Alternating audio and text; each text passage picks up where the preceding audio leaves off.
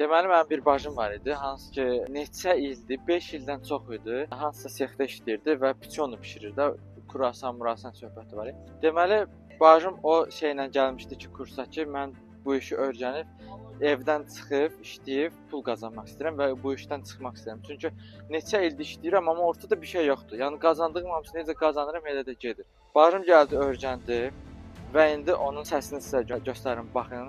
Yəni insan niyyət elədi, məqsəd qoydu, çalışdı, əziyyət çəkdi və həqiqətən də indi hal-hazırda işdən çıxıb, evdə işləyir, pul qazanır, heç kimdən asılı deyil, öz istədiyi həyatı istədiyi kimi artıq yaşaya-yaşaya doğru gedir.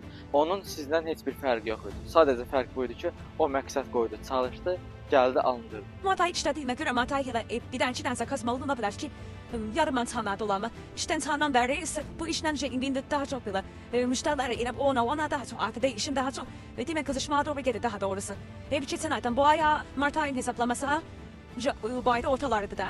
30 tane tosta kazım oluştu. Bir 46 çok telir 20 manata. Buranda 20 manata veren çok kilosun. 920 manata kolaydır. Yani bilmiyorum size ne yazmak lazımdı.